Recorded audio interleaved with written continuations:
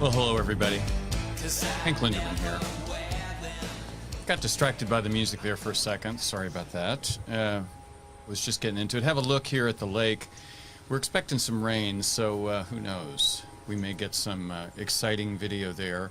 Thank you all for being here at Getting Angry. It's October, 23rd, 2020. I'm glad you're here. I'm not sure where Bill is, but I hope some of you are there and can do me a favor and share the broadcast. That's how we get our word out. Sounds like someone's cutting down some wood. Can you hear all that? Well, we'll keep an eye on that. All right. Hi. We're almost finished with this election. Thank goodness. I don't know about you, but I am ready for us to move on. I think a lot of Americans are as well. Between the debate that went the way it went. Mark Maselli's here. Mark, I'm glad you're here. He said he shared it. That's how we do this. Alexandra's here. October 23rd already indeed. Jim Wilson. Brother Jim, my guitar brother. How are you doing, Jim? Good to see you. Jim, do us a favor. Haven't seen you here. Roy Frazier's here. Excellent. Jim, do us a favor and share. That's how an angel gets their wings. Boy, there's not a lot of good news today. And in fact, there's some really bad news. Barbara is here. Barbara, there's no one who has contributed to my campaign more often than Barbara. And hail to thee. That's, we all know that's the easiest way to get involved in politics. Cindy Franklin is here. She's working, but she's still checking in with us, and still she's going to share. Unfortunately, this is not going to be that happy a day, but I don't want anyone to get alarmed. This is not time to panic. It's not going to do any good to panic, but we do have serious news that unfortunately we need to share. Let's have a look at our numbers. Notice that we're at 228,381 dead. And we're pushing 230,000. And we added 74,000 new cases, 20,000 more than the nation of India, which is 4 times our size. I suppose maybe the way to look at this would be, this would be like the nation of India adding over 300,000 cases in one day. They added 54,000. Barbara says she's going to contribute again next week. Barbara, you are awesome. Yeah, it's not good news. Cindy points out that in South Dakota, 1,175 new cases. So we do not have this under control. By the way, I hope some of you were able to listen to the Terry Miners show yesterday. We may talk about that just a little bit. But let's go through these numbers because it is the work we need to pay attention to. There's a lot to look at. Texas has firmly ensconced themselves at number 1 in terms of total cases and total new cases. In terms of total cases, Texas is the number 1. New York remains number 1 in overall deaths because of their terrible time, their terrible misfortune, or the terrible amount of deaths that they suffered in the first wave of the virus. But Texas is unfortunately our new number 1. Let's have a look at Kentucky. Again, this is from yesterday, 17 new deaths in one day, 1,300 new cases yesterday. I think it was almost 1,400 cases the day before that. So we are at a very, very dangerous point in this, in the dealing with this pandemic. And it even gets scarier when you have a look at this. This is from Johns Hopkins. Look at that. We are well and truly well into this third wave. And the bad thing about it is that it's a slower moving third wave. That's, as I look at this, it looks to me like that's bad, that it's rising at a slower rate, which means it may hang around longer. I don't know. John Alma Barnett is here. John Alma, you know to share. My buttons aren't working as quickly as I would like them to. How are you, John Alma? John Alma, have you gotten back to work? John Alma was one of the heroes from Warren County, from Bowling Green. I'm a little bit dingy for a number of reasons. I've had several long phone calls today from people that are very concerned about things going on in the country and their frustrations with it.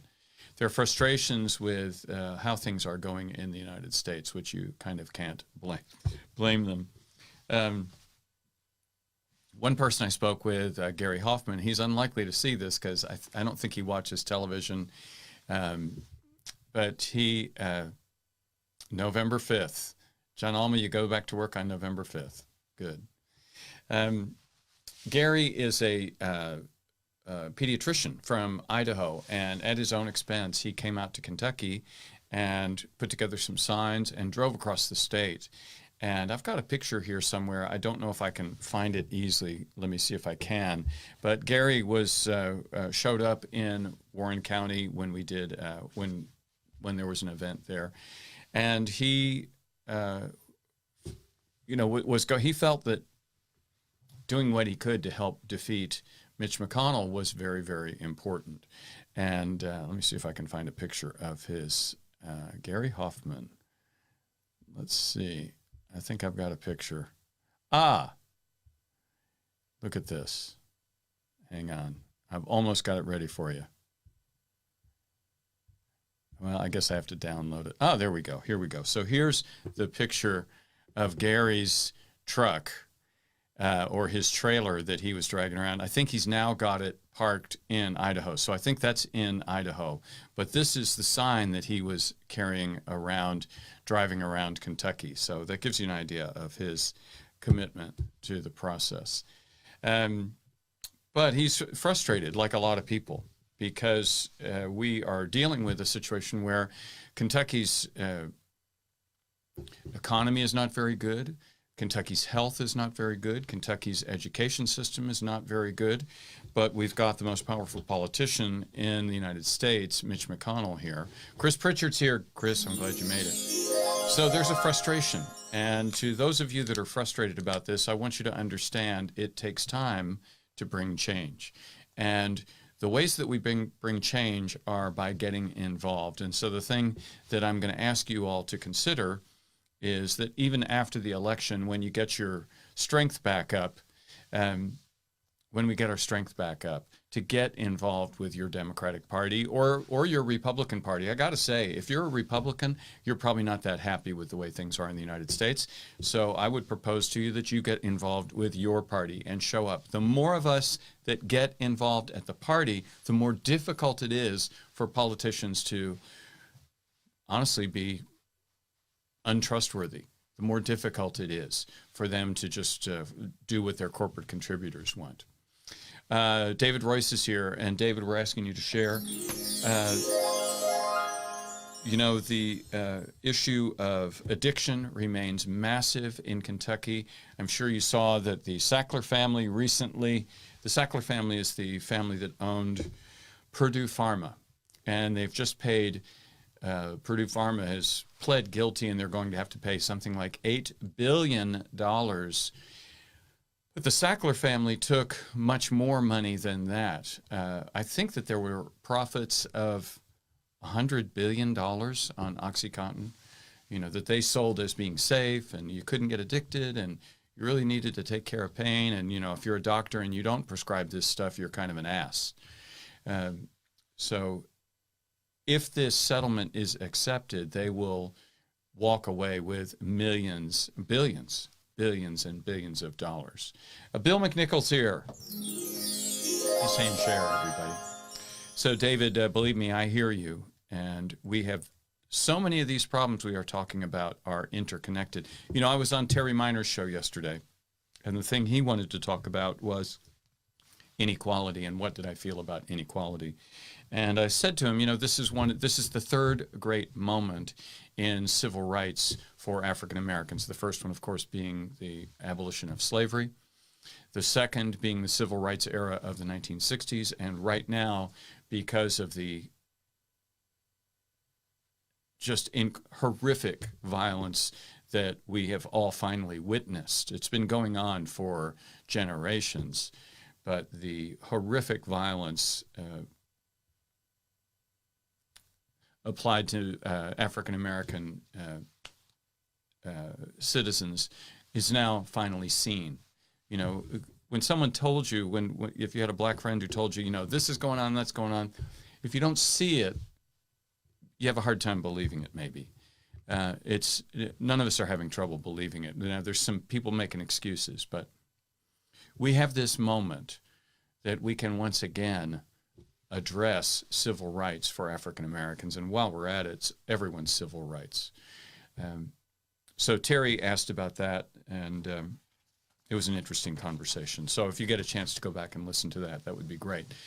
Tomorrow, of course, don't forget we have the continuation of the virtual fundraiser. There'll be some music that'll be really wonderful for you to hear. We've got some new folks that added music. Jerry, I don't know if Jerry's here. If you all would please do me a favor and gently, lovingly encourage Jerry Goodman to get his piece of music. Jerry is a world-class virtuoso, and he's got very, very high standards, and I understand that. And, Jerry, we need you, man. We need you here. So unfortunately, we have to focus on a very sad story, and let's have a look. America is poised to enter into its worst stretch of the pandemic. Love you too, Billy, by the way.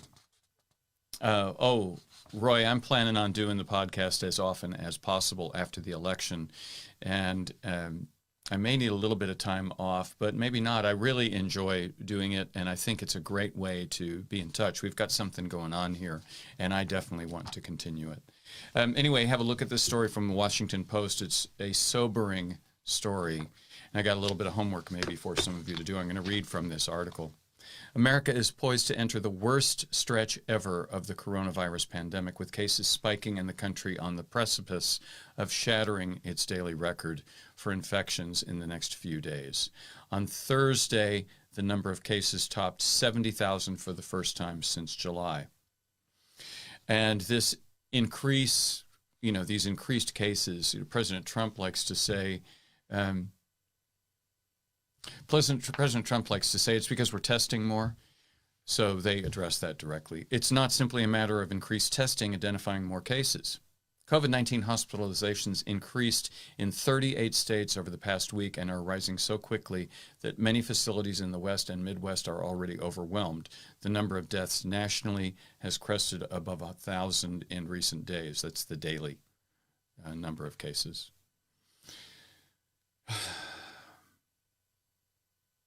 The last time we got hit this hard was in July. We hit 76,000 cases, 76,533 on July 17th. Just 4 states accounted for more than 40,000 of those cases. We're close to that. Yesterday we hit 73,686, but this time 14 states account for the lion's share of the cases, and that's alarming, I think. We're starting this wave much higher than either of the previous waves. By the way, this is from Eleanor Murray, who is an epidemiologist at Boston University. She says, we're starting this wave much higher than either of the previous waves, and it will simply keep going up until people and officials decide to do something about it. As you know, there are things that you can do, so we're going to talk about that later. There are things you must do. in order to protect yourself and your loved ones and the rest of us. Even as hundreds of people are dying each day, there's this false sense of calm right now, says Tom Inglesby, director of Johns Hopkins Center for Health Security. We have the president saying we're rounding the corner. We have state leaders openly defying public health guidelines. Hospitals from Missouri to Idaho are starting to reach capacity. That's a problem. Experts say rapid action is needed by leaders and residents to tamp down virus transmission. Politicians also need to stop minimizing the risk and talking about it openly with the public, the hard decisions and trade-offs that lie ahead. This is, by the way, from, who is telling us this? This is Mr. Murray. Who is Mr. Murray? Not sure who Murray is. Sorry about that. Is it worth keeping bars open if it means having to close schools? We're going to have to make some decisions about this. Well, that's the terrible, terrible news. That's unfortunately where we are at. And so I bring this up to you mostly to focus on the idea that you have, unfortunately, you cannot rely on your federal government to do the right thing here. We're going to be seeing shortages again of PPE or PPP material, personal protection equipment, PPE. So you're going to want to be sure you've got masks. A cloth mask would be great. And food could become a problem again. As the weather is getting colder, we are all kind of moving indoors with our social get-togethers, and I think that's got to be a factor. So when you're indoors, be sure you wear a mask and minimize your time indoors. Because you don't know who you're standing next to sometimes. You don't know where they've been. So I hope you will be careful about that. Let's have a look. I'm going to turn this off. There we go. The final thing of this story that I want to show you is a letter that I wrote to the editor of that story. So you saw this story. Here's the story. So here's a little bit of homework for you if any of you can bear to do it. Go to the Washington Post. If you don't have a subscription, they'll let you find this ad. You can probably do a Google search for America is Poised, Washington Post. And go to the letters section, because I've written a letter to the editor, and here it is. Hi, I'm the Democratic nominee for Congress in Kentucky, too. Just the other night, I was at a very small, massed and distanced gathering of candidates in Louisville. The Kentucky 4 Democratic nominee, Alexandra Owensby, who's been on the show, by the way, announced that she was ending her in-person appearances. Her day job is as a nurse practitioner. She told me that she thought the virus was out of control, that efforts to control it through testing and contract tracing would no longer be effective. And in my letter, I say, I still believe a sharp shutdown would work, but there's no public appetite for it. The worst is about to hit us. The homework I'd like you all to do is go down there and click that like button and push that to the top. That's going to help our campaign. That's going to help the awareness of pointing out to people you're on your own. So if you're able to do that, I'd really appreciate it. The final thing, I guess, that I can show you today, maybe the only bright thing I can tell you about today is that the new Borat movie, the subsequent movie film, was released today, and I haven't finished watching it.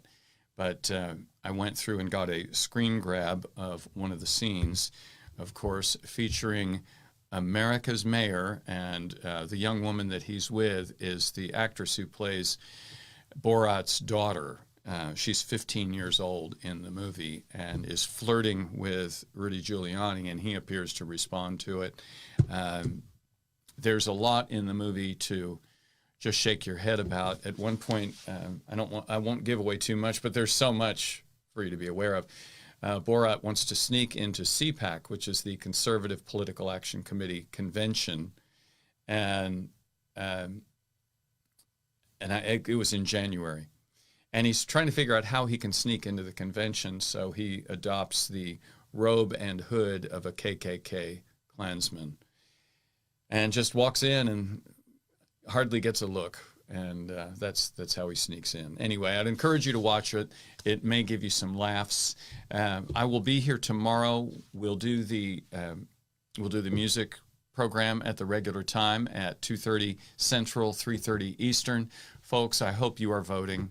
I hope you're taking care of yourselves. I hope you're really doing your best about washing your hands, wearing a mask, keeping your distance, and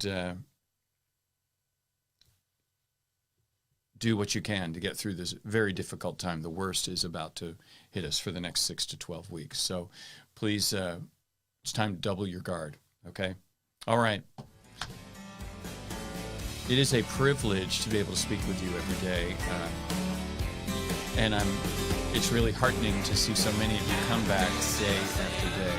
Thank you. It makes me feel not so much alone, and makes it feel like we're accomplishing something. Going forward, we're going to find a way to do the right things. In other words, we're getting angry, but we're not becoming damn fools. We're doing what we can to do the right thing. All right. I love you. I'll see you tomorrow. Take care.